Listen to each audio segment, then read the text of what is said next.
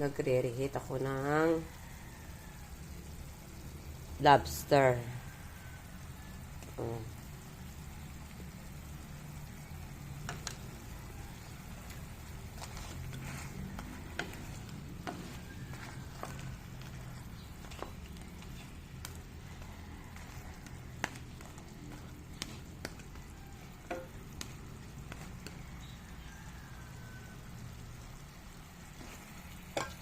Lobster. Hindi naman gasinong kalakihan. Pero lobster to.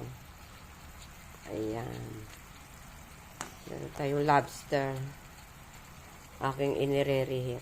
Oh. Diba? Follow, like, and share.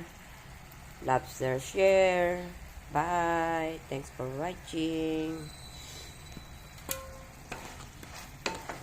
Inire-reheat ko ang masarap to, lalagyan ng cheese bago siya oven. Oh, sarap.